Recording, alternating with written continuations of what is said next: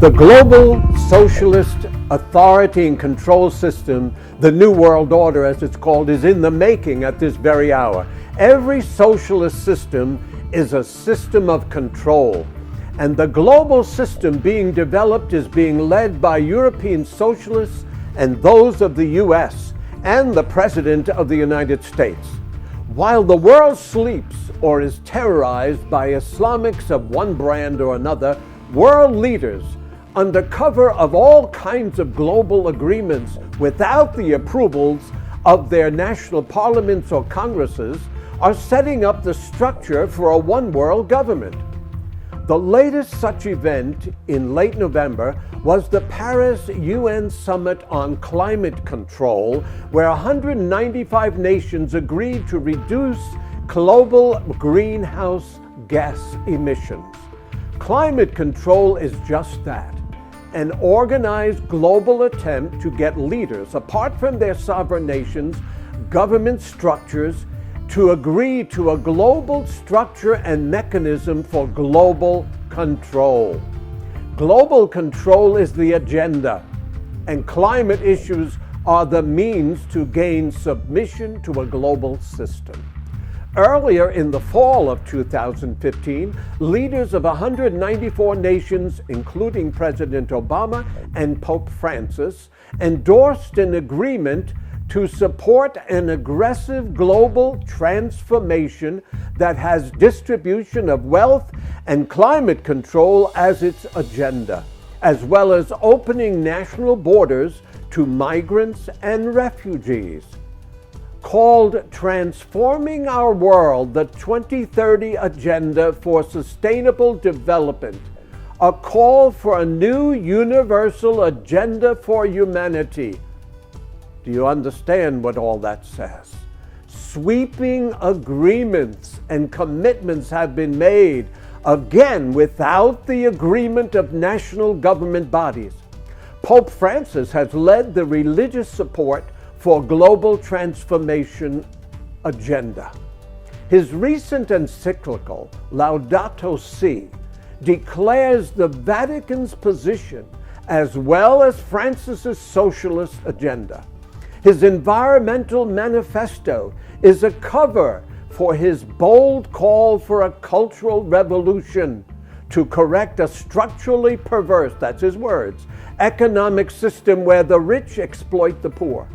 Papal encyclicals for decades have been socialist documents under the cover of concern for the poor, correcting economic inequities and achieving the common good, as a frequent phrase used in those encyclicals.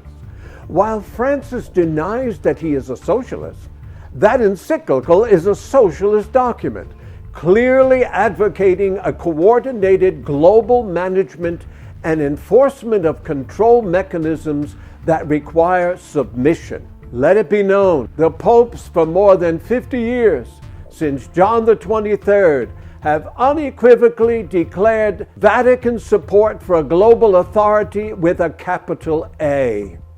I was a Catholic priest for more than 13 years. I studied those encyclicals. In 2011, the Vatican's Pontifical Council for Justice and Peace, which speaks for the Pope, issued a document which calls for a single world financial system and a single world government for the purposes of world peace and security, disarmament and arms control, the protection of human rights, and the protection of the environment. There again, climate control.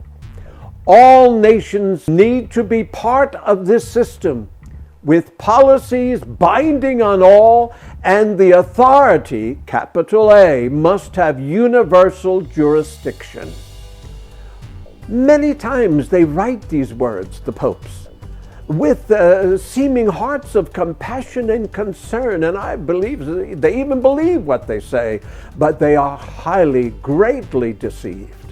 For anyone with understanding of the prophecies of the book of Revelation, the last book of the Bible, especially chapter 13, the false prophet who will assist the Antichrist with power, will look like a man of God and doing miracles.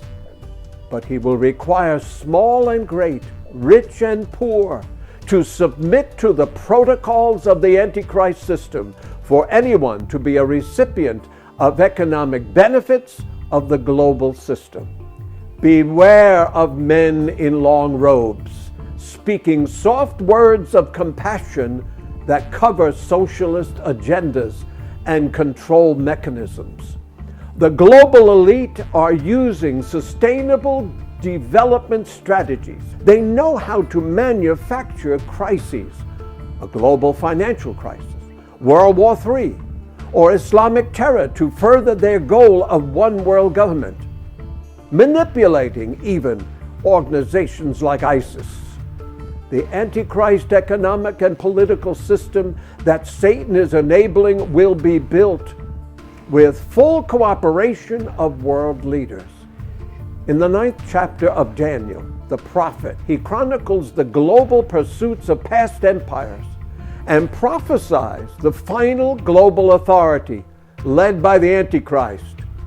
As my wife and I have written on the back cover of our book, From Darkness to Light, religious and political Babylon are brokering positions of power on the world stage at this very hour. Religious systems of the world are deciding their destinies as they submit to the global Antichrist economic and political system emerging on the horizon. As a former Catholic priest who lived within the Catholic system and has studied the workings of the leaders of the Catholic Church, I recognize the Vatican's historic pursuit of power and its contemporary leadership in embracing and coordinating a network of world religions.